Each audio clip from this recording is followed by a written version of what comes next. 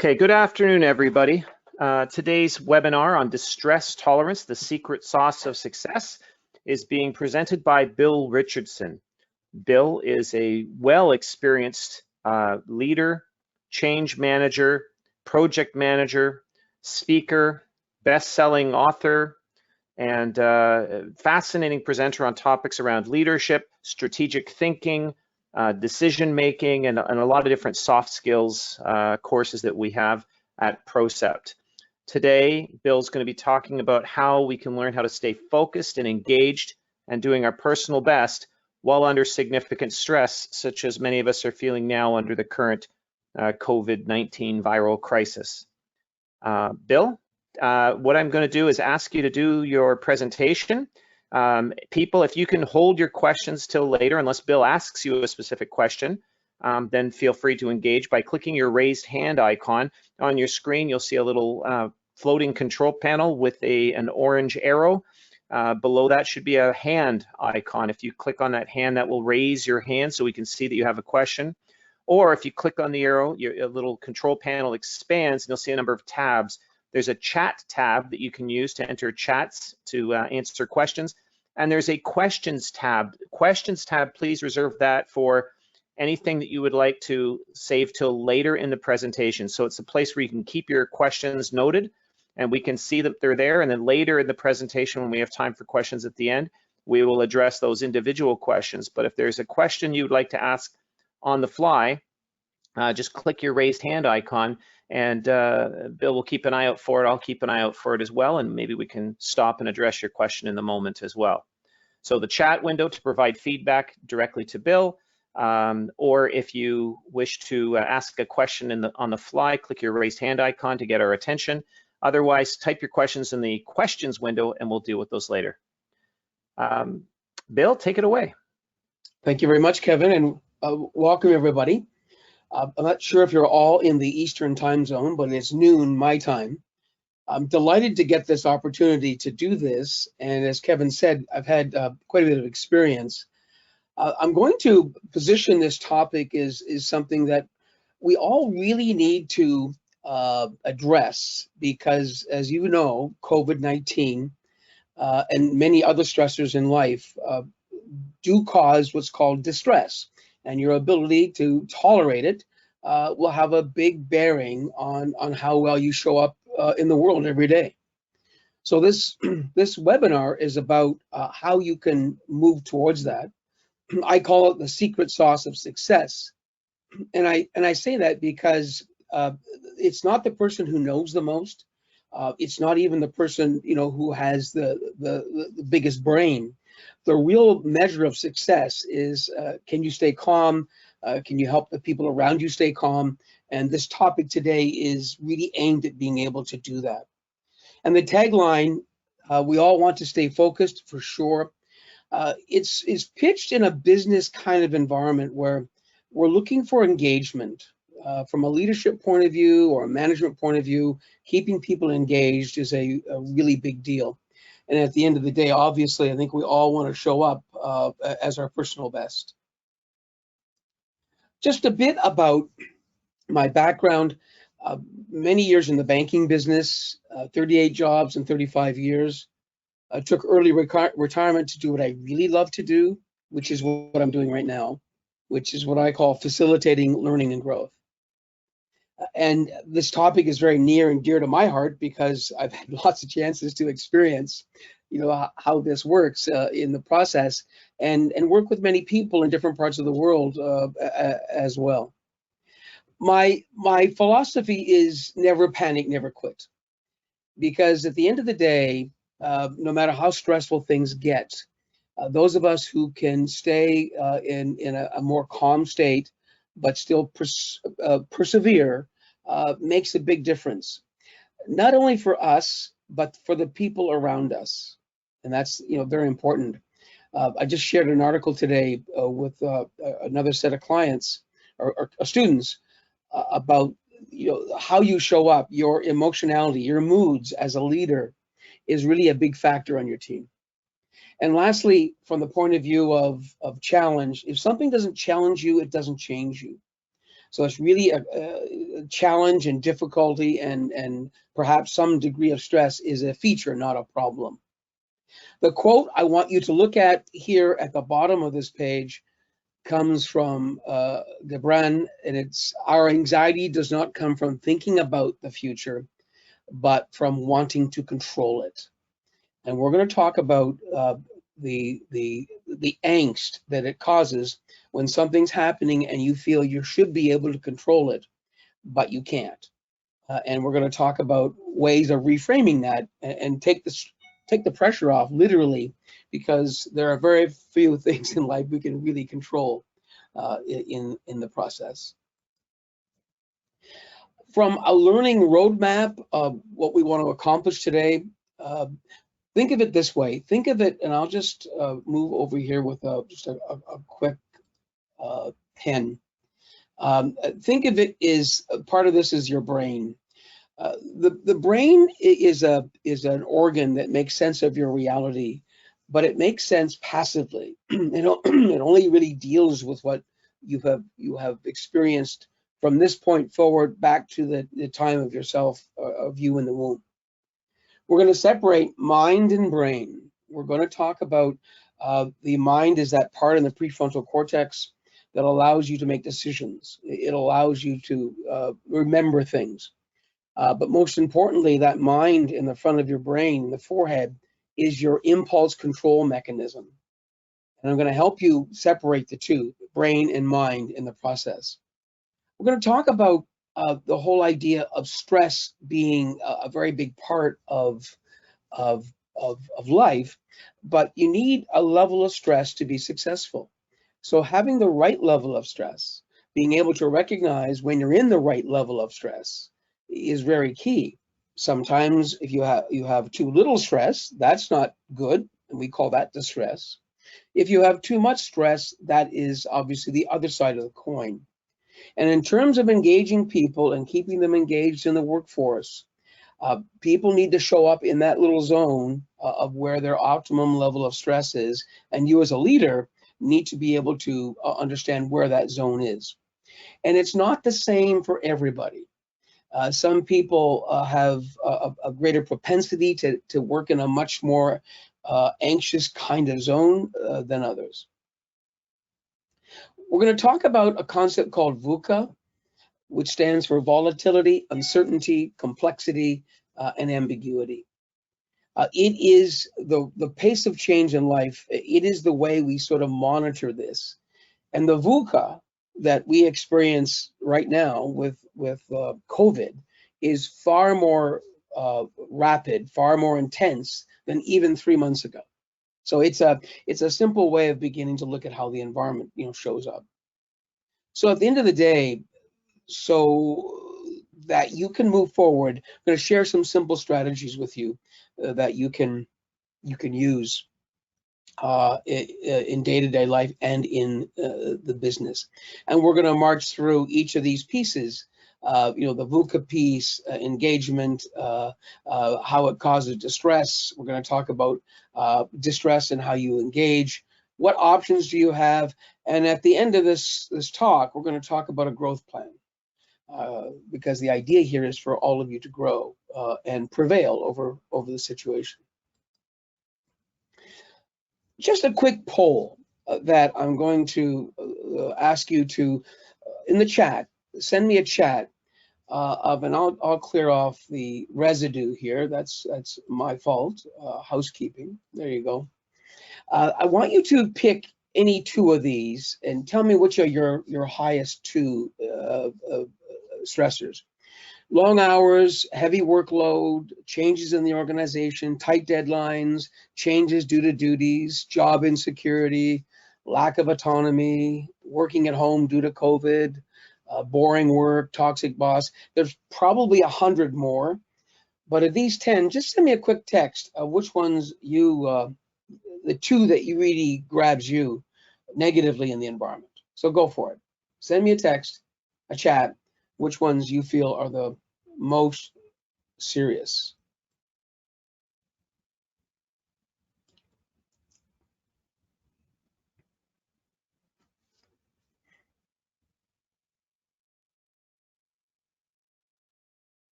Which ones do you see as the most serious? Heavy workload Bill, and tight deadlines. Bill, some people are entering them into the questions window. So Okay, we have Deanna saying boring work and toxic boss. I got it. Sarah, heavy workload, working from home, and Allison, long hours and heavy workload. I got it. So good. So we're seeing workload. We're seeing some themes. COVID didn't come up. Toxic boss comes up. So that gives me an idea of some of the big hitters from your perspective. By the way, boring work is an example of a distress where you don't have enough stress. It's not interesting enough, in the process. Good. As I alluded to earlier, there is you're not your brain. Your brain is that organ that is designed to make sense of your reality through five senses: what you see, what you smell, etc.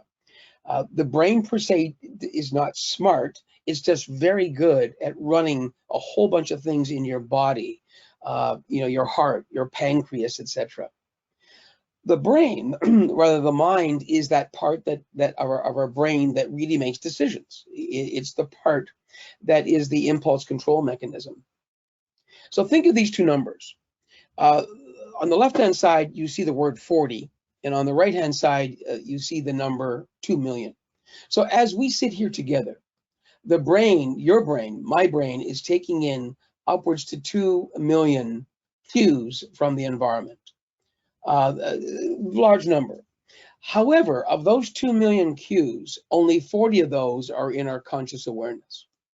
So what that means is what's happening in our brain is way below our level of consciousness in the process.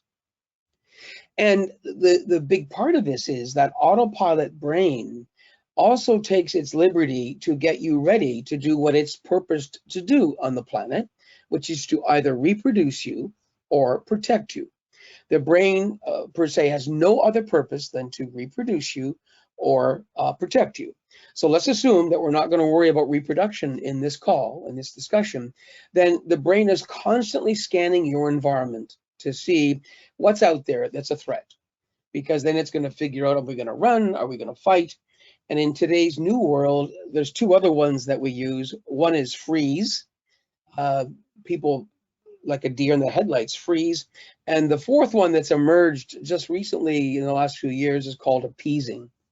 So basically we fight, we flee, we freeze, or we appease. In other words, we go along to get along in the process.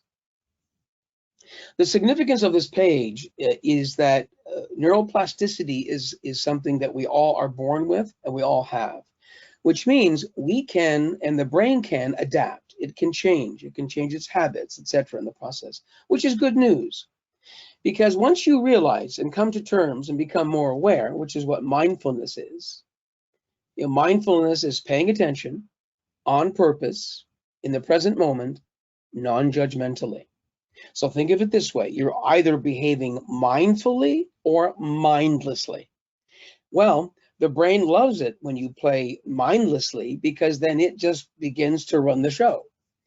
And it makes decisions based on all the neural networks and rules and patterns it's formed in the past since you were born.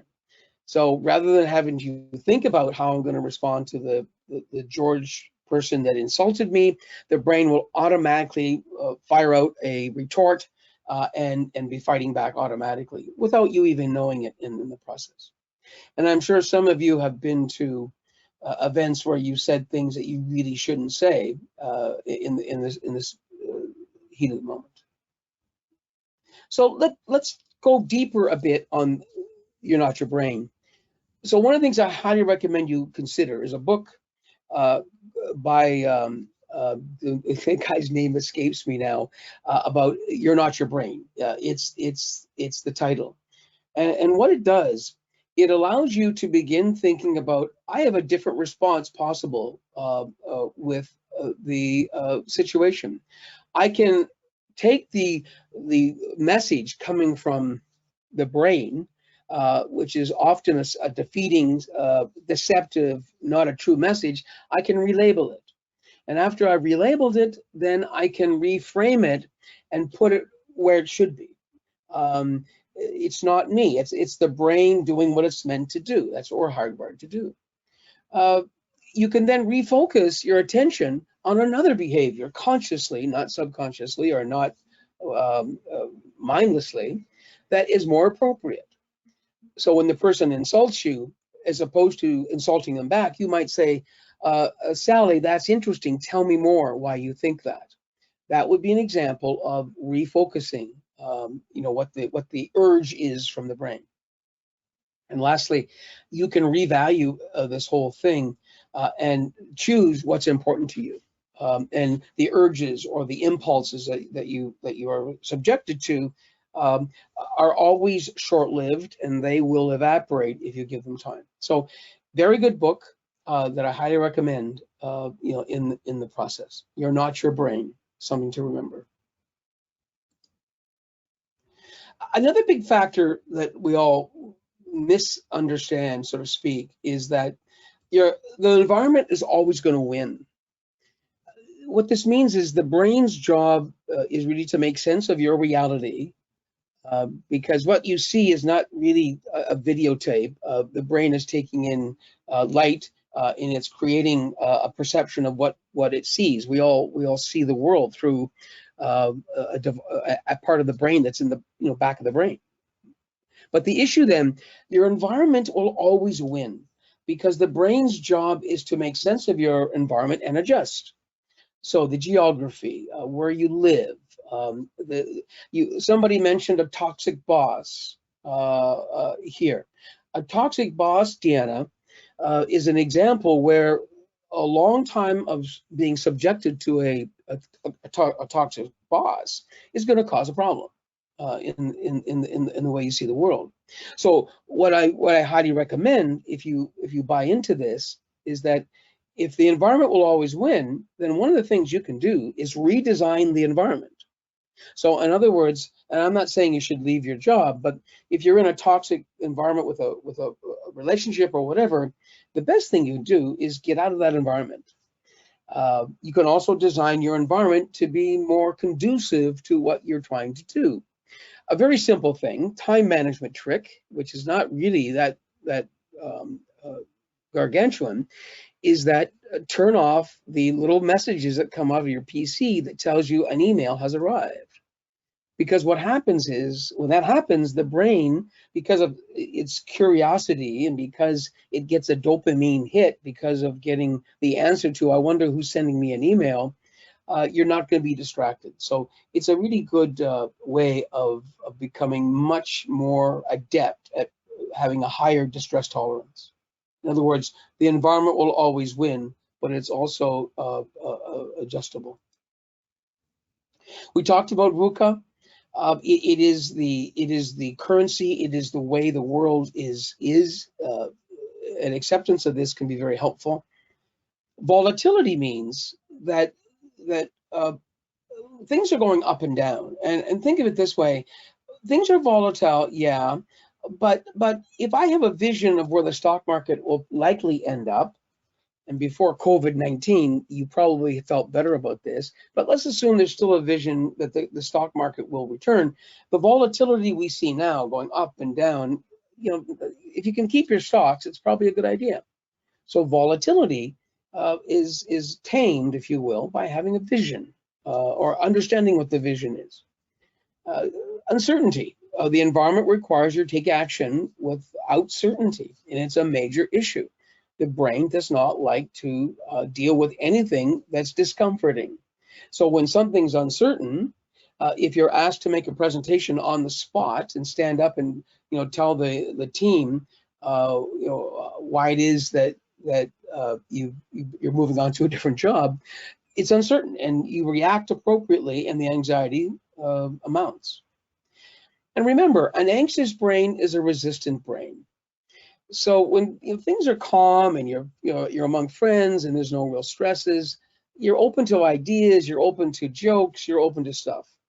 However, when you become anxious, all the good qualities you have go out the window, because the brain will take over and it will try to protect you, and it will do whatever it takes to make that work, including forgetting about any kind of decorum, any kind of nicety. It just goes that way. And probably those of you who are married see that in relationships when your teenagers aren't exactly enamored of taking out the garbage, for example. Complexity is rampant. It's getting more and more complex. And you can let your brain go into a whole big threat response of complexity, or you can begin to break things down into pieces in the process. Those of you who are project managers, one of the powerful things about project managers is that they are excellent at dealing with VUCA, particularly complexity, because in project management, they break things down into pieces. It's called a work breakdown structure. It has a big impact, and it has a calming effect on people around them. And lastly, ambiguity. One of the reasons that you become stressed is that things are ambiguous. The brain can't really predict what's going to happen next, and that is not a reward response, that is a threat response.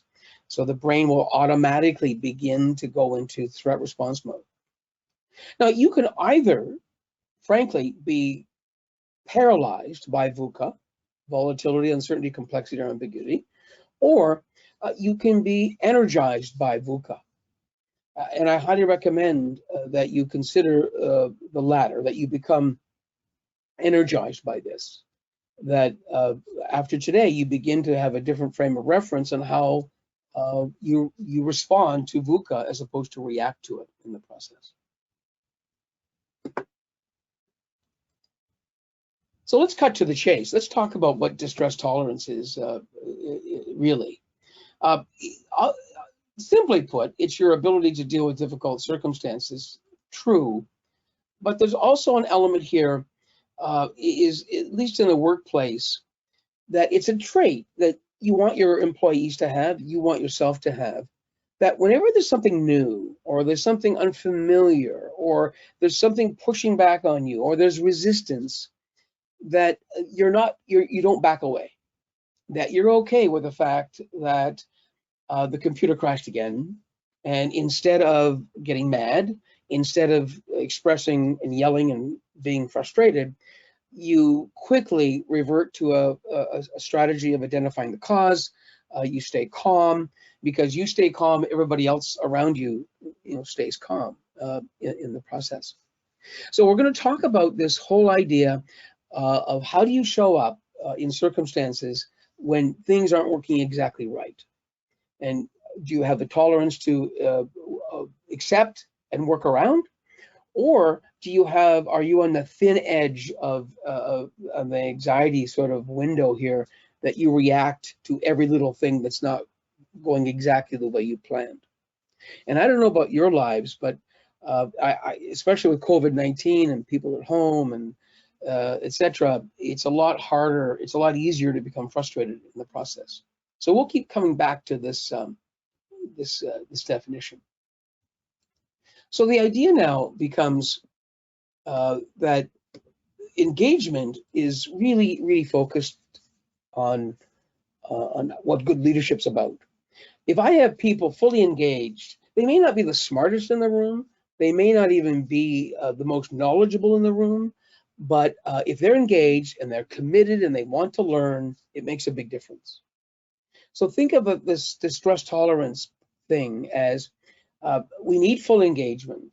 When people are fully engaged, they will find a way, they will find a solution. And energy makes a big difference. It's not so much time they put into it, it's the intensity of their energy.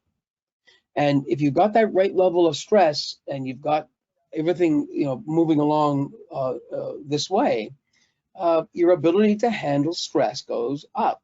So your distress tolerance goes up, and you're more fun to be around. You stay calmer. When you go home at night, you're less tired in that process. So think of 4 dimensions of energy that make a difference here, because they do. And I'm just going to go through this with my trusty pen here. There's the physical part, and I can't emphasize enough, sleep is a factor in distress tolerance. And which is why if you read about bad things they do to people when they're torturing them, they sleep deprive them. It has a very negative impact on the brain or on the body and performance. You know, getting exercise, being aware that your energy levels are flagging and you need a coffee or you need a break, etc. in the process. There's a very good set of TED Talks now out around this sleep thing. And if you go into TED Talks and you Google sleep, you're going to get some really neat presentations, and it will open your eyes significantly to the one important thing you can do in that physical world is get proper sleep. On the mental side, it's reducing interruptions. It's focusing on one thing at a time. The brain is not a multitasker. It doesn't do it well. You're much better off to take one thing and focus on it in the process. One of the things I highly recommend that I started doing is the night before, and by the way, I recommend a very good app it's called Microsoft To Do, and I'll put it in the chat here. Microsoft To Do. It works on both Windows and Apple. It's a very powerful app, very simple, but it will allow you to keep your priorities straight. It will allow you to do this the evening before planning in the process. On the emotional side, the deep breathing, we're going to keep coming back to this breath. It's a factor. That's what meditation's about. We're going to explore that in more depth. And at the end of the day, when you look at things in perspective, when you think of the big picture, you can significantly reframe that deceptive message from the brain. Because the deceptive message from the brain says that person insulted you, we should insult them back. And you say, well, no, I'm going to take the higher road. It really doesn't matter. And I'm going to stay true to my values and the way I work. And spiritual is important. Spiritual energy is the place where you go to either meditate or to get rejuvenated, whether it's your backyard, listening to, walking in nature, whatever in the process. And the whole idea of figuring out where that rejuvenation place is very helpful in the process.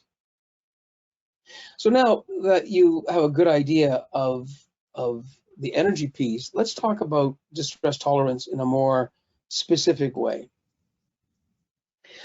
I'm not sure if all of you are old enough to remember Goldilocks and the Three Bears, but Goldilocks had it right means the porridge has to be just right, not too hot, not too cold.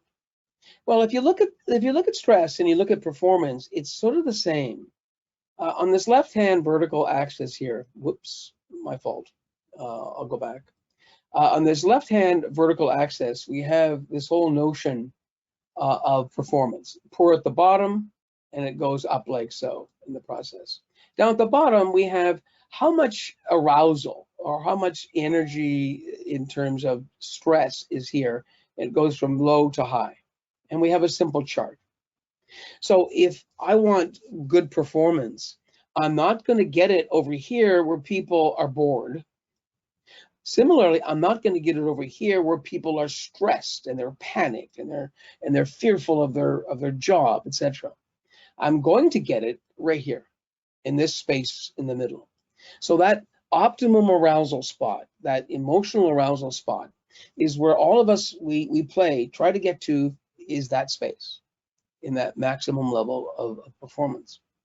And if you're a manager of people, it won't take you long to figure out where this might be. And I'd highly recommend you show your team a chart like this to help them recognize where their points are. You're better off for your team to let you know that they're in states of anxiety, states of panic, states of fear, states of stress than not, because you're not going to get anything other than poor performance in the process. So let's talk about engagement. What is it anyways? And I'm going to move on to a simple 3-page definition or 3-item definition. Think of you being engaged.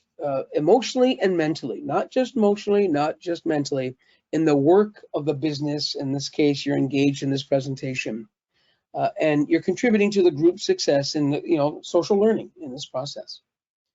So there's three factors that drive this. One, the thinking piece of this here, how this plays in the process.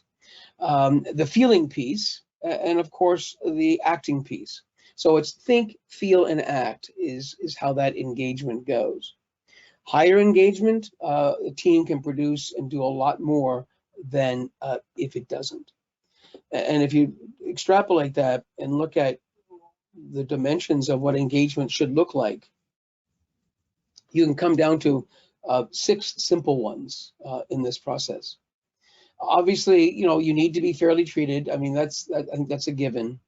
The job design needs to be there. Being part of a community also, are we strategically aligned? Is the organization supporting me? That's all good. The one I want to focus on is your personal strength, and that's emotionally and mentally and physically, and your resilience, your ability to snap back from difficulty, your frustration tolerance, your distress tolerance would be another way of looking at that. So people that are resilient, that they feel valued by the boss, and they know where we're going. There's a shared purpose, the things that enable us to get to that. They are resilient, but the other big thing that's important is they're willing to do a very simple thing, and that is to take risks. Because we're not going to win the game unless the team is willing to take risks.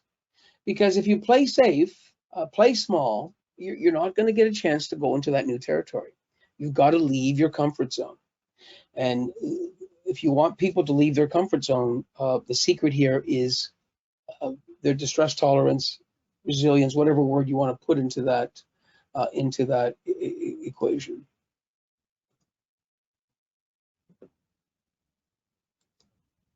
When we add COVID-19 to this, you can just begin to see how this works.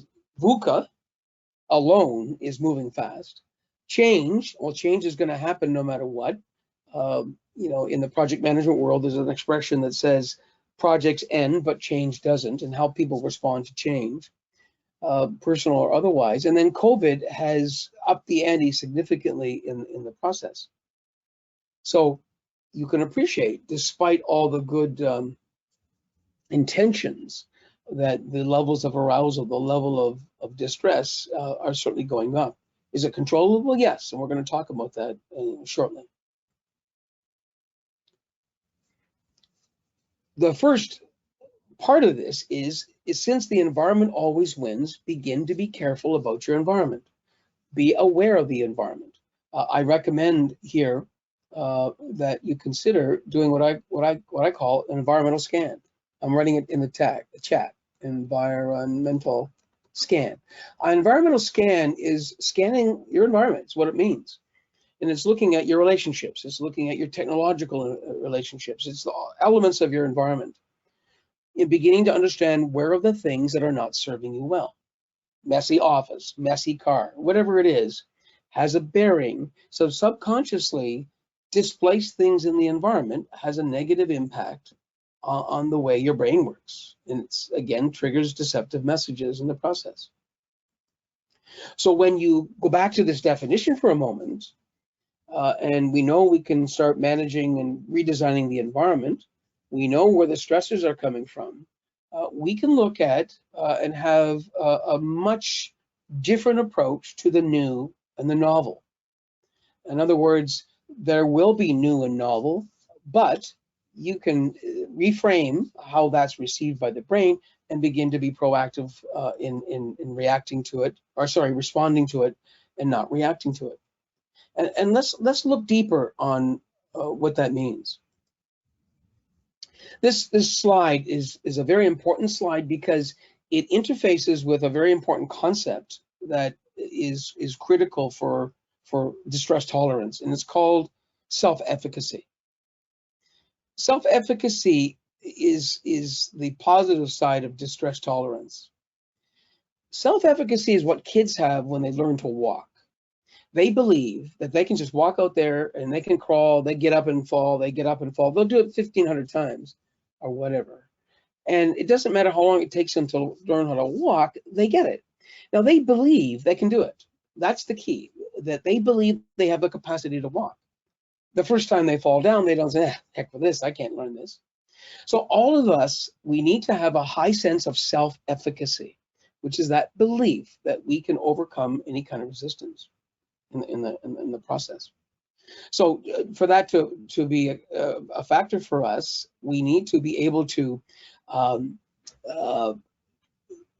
believe and see ourselves master things. So that's part of it here in this process. I need to be able to see role models, modeling the characteristics that I want to see. The red box here is pep talks. Pep talks make a difference. When you have a leader or a manager that's giving you encouragement, it makes a difference in the process. And what I want to talk about with you today is the physiological cues. And somatic rather just means body. That's all it means in the process. So self-mastery, role modeling, pep talks, and the impact on the body and the brain is self-efficacy. So if you look at this now, we have a way of beginning to predict what's going to be the effect of stress. And I'm going to clear this and go with a fresh one. So there's the body piece. Well, I think everybody gets it. You can get taut muscles. It can be anywhere from fatigue, etc. So I think we understand how that works. The mind can become indecisive. The mind can be muddled, etc. Emotions, apathy. You can begin to see the emotional impact here. And lastly, you can see behavior that is not exactly helpful. In the personal world, it could be, loss of appetite, sleeplessness, etc. But in the business world, it's that restlessness, that not really focusing and not being ready to jump into the game. So the antidote for this then begins with a simple concept from the Buddhist tradition called mindfulness, and the term equanimity. Equanimity is a term that initiated with Buddha that really says accepting what is without resistance or prejudgment. It's a mental calmness that you get when you accept the fact that you've got a difficult situation in front of you, and you're accepting that it's there, and instead of reacting and saying how bad my luck is or how poor me, I am beginning to say, okay, I'm going to take a step forward. And that's why it's called radical acceptance. I can't change it.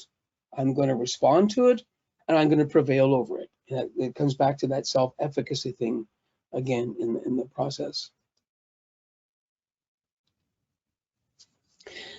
So think of it as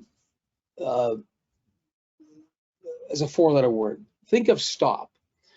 Think of it as the idea of, okay, I'm going to stop, literally, as that message to myself. I'm just going to stop, and I'm not going to react. I'm not going to allow myself to get sucked into this, and I'm going to stay in control, and I'm going to be aware of what's going on around me. The T is take a step back, get some distance, and I don't mean go to the other room necessarily and start to meditate, but take a breath. Breathing is a way to change this. And with perspective, when you stand back from something, you see the bigger picture. In the military, the people who get designated and end up being the leaders are the men and women who, in the heat of battle, can take a step back, look at the bigger picture, and decide where to go next. The observe piece is very powerful. Observe what's going on. Name it to tame it. Observe your thoughts as if you were a disinterested third party. Listen to and be aware of what your brain's messages are. What is your brain really telling you to do? Is it really make sense? And lastly, proceed mindfully. That's the big part of how this plays in the process. So stop, a very, very powerful way of moving through this.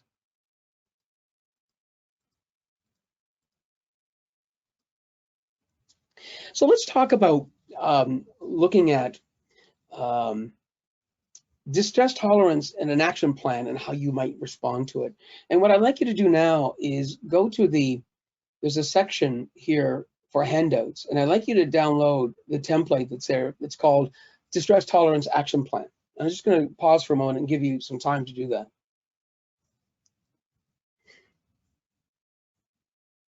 Excellent. So if anybody's looking for this, under the, if you click the orange arrow on your floating control panel, you will see a window expand. Under that, you'll see some tabs. One of them where the chat window was. Another one is called handouts, and you'll see the Microsoft Word file there to download. If you have any questions, just type them in the chat window, and I'll see if I can help.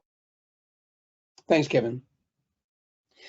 So just like you have an action plan on how I'm going to get my house moved from old house to new house. In project management, a plan is the gap between intention and action. So in project management, I'm not going to take action until on this intention until I have a series of steps to make sure that I can do it, et cetera, et cetera. Same thing here, for example. And this plan begins to say, well, what are the triggers? Before you get into even a situation, you can begin to look at what are the relationships and the situations where there's likely to be a problem. So it's one of those things that is predictable. So you lay that out. And how do you see that becoming problematic? Then you ask yourself, what will be the warning signs? What are the warning signs that are going to pop up? Where's the frustration going to come from in the process? If you have, my kids are grown up now, but when they were teenagers, I began to be proactive in realizing when the difficult opportunity or the difficult circumstance was going to come up, and it helped a lot. And you begin to say, well, I'm not going to try to escape this. I'm going to drop that. I'm not going to just, chalk it up to a bad mood. I'm not going to run away. I'm not going to quit. I'm going to stay in the game. I'm going to stay engaged in the process. I'm going to recognize what emotions are in play. That name it to tame it, please, in the process. And then in that process, I'll clear up these pieces. I'm going to accept the distress. Am I feeling victimized and demeaned? Well, I bet you, if you're not careful, you're going to feel victimized and demeaned. And the idea here is to head that off at the pass. Watch your emotions, observe them in this process. The simplest way of improving your emotional intelligence is name it to tame it. As soon as you bring into your conscious awareness and put a label on your emotionality, you decrease its intensity. You consciously have a strategy to stay in the present moment and look at what's happening in the next piece. Now, in the psychological world, there's sometimes the emotions will circle back very quickly, and again, you have to be careful of that reflexive thing that happens. And the technical term in some places is called rumination. Rumination means that you constantly relive the bad thing. You constantly relive the time your boss gave you a poor performance review. You relive it 10 minutes later. You relive it at night. You relive it in the morning in the process. And at the end of the day, the way you're going to win the game is that you become more calm. You look at things in a more objective, dispassionate way. It's called problem solving. And you look at it as a problem to be resolved. You have confidence in your ability to solve problems. You look at the possible options. You figure out the probable cause, and then you do something about it. So this is at first it's going to seem that it's lengthy and a lot of work. It won't take you long to adapt this and adopt this as a standard practice in the process. So I highly recommend you consider this both after something's happened from a reflection point of view, and then get to the point where you can start using it as a proactive kind of tool in the process. So if I was going to summarize this segment here and how that comes home to roost, is this, and I will clear the pieces here, is that taking a breath is probably the best, quickest thing you can do. And it's just not consciously breathing. It is not being conscious of taking a breath, but observing your breath. If meditation is simple, you sit in a quiet place once a day if you can. Morning is probably the best, but depends. And you observe yourself breathing. Breathing in is one, breathe out is two, and it has a calming effect. You don't breathe, you observe your body breathing, because it will breathe without you in the process. Name what you're feeling. It's a very simple process. Name it to tame it is a really simple, powerful thing. Because if you begin to combine this whole idea of, okay, I'm going to take a breath, I'm going to observe my breathing, I combine that with naming what I'm feeling, my brain will default to my mind, because my mind is going to say, okay, let's get to the root cause, because that's what the mind is at. The mind analyzes, the mind looks at things dispassionately, and you figure out what's your regulation strategy that works best for you. The silly one could be count to 10, perhaps. It could be that you take a walk. Whatever regulation strategy you might have here, name it to tame it, also comes into play. Reflection on every time you do this. Are you getting better? Do you have a sense of how this is going, so that you become you look forward to having a chance to practice becoming more emotionally regulated here, and learn and apply it to the next one. Would be a simple way of looking at these response strategies.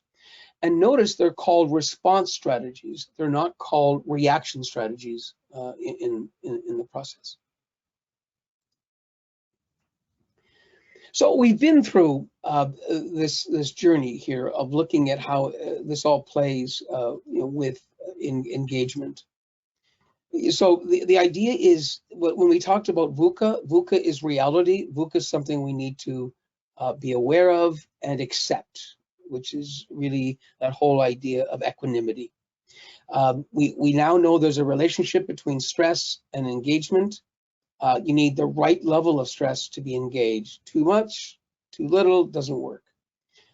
Begin to understand what causes distress and how that will affect engagement. And now you have a series of options. Stop is one of your big ones, and your growth plan becomes a deliberate practice of how this plays in this process. And to help you with this, I'm going to share with you sort of a call to action. I like to end all my webinars with a call to action that gives you an idea what I'd like you to consider in the process. And let's go through these in the time frame we have here. Let me go back to the point. You're not your brain. Whoops, my mistake is. I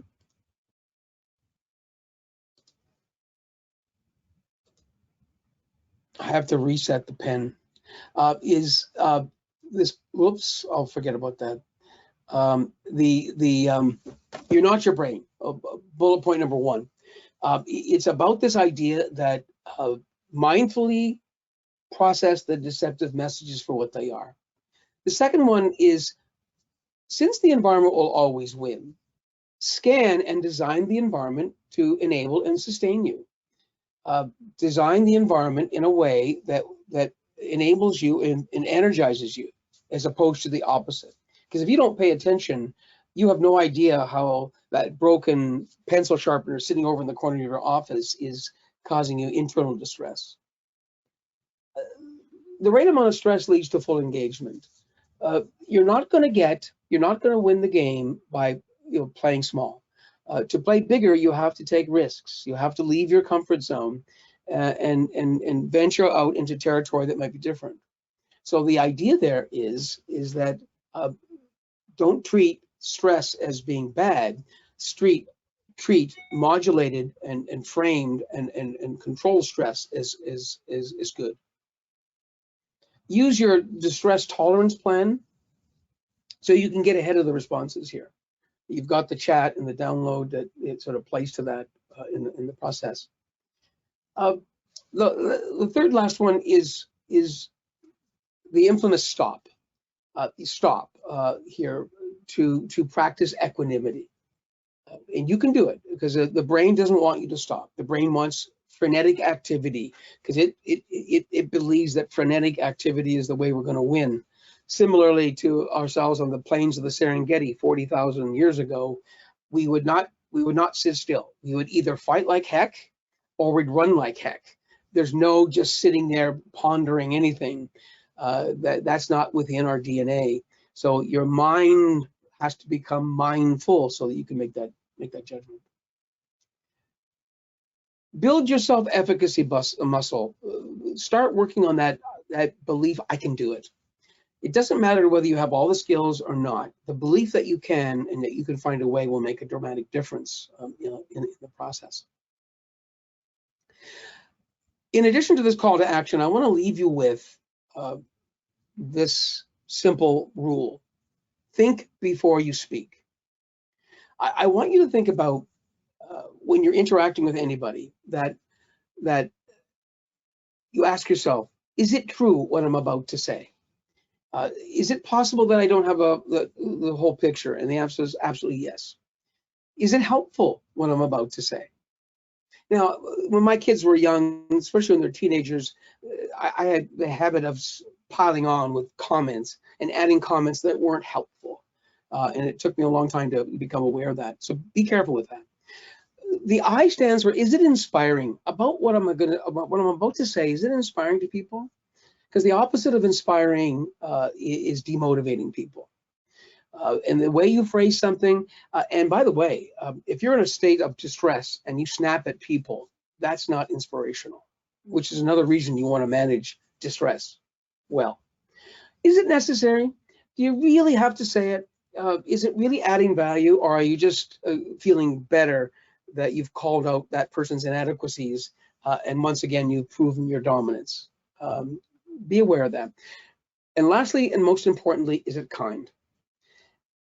The opposite of kindness is meanness.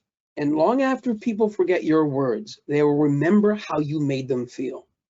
So the next time you're in that distressful state and you say things you're gonna regret and you have to apologize for, long after people forget those words, they will remember how you made them feel in the process. So think before you speak. Thank you very much. Are there any questions anybody has? Let's throw them into the chat. Excellent. Thank you, Bill. So if anybody has any questions, you can type them in the chat window or in the questions window. Alternately, you can click your raised hand icon and we can unmute your line and you will be able to speak and ask your question personally. This call is being recorded, so I should give you fair warning if you're going to speak. The first question, Bill, is from Sarah.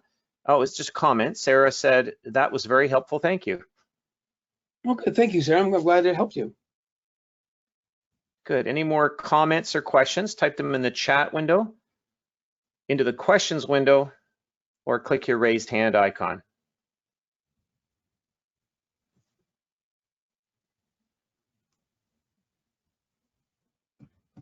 Next question, I'll answer that one. Yes, you do get PDUs for this event and continuing education credits or learning credits for various certifications you might have. I will send out an email after this event to the attendees with the details on how to claim the credits.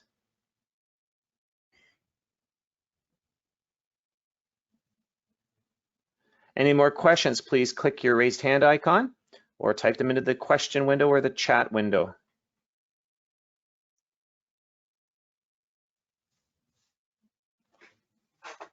Okay, we're at looks like no further questions. We're at 3 minutes to the hour, so we came in right on schedule. So I want to thank you very much, Bill, for this fascinating presentation. I certainly learned a little bit more about how my brain works and how I can better prepare myself to deal with the stresses that I see in life. Quite an educational session for me. I personally benefited from this. This is one of a series of webinars that Procept delivers throughout the year. And by attending this webinar, we'll have you on our list to notify of our next free webinar when it's scheduled. Thank you very much, everybody.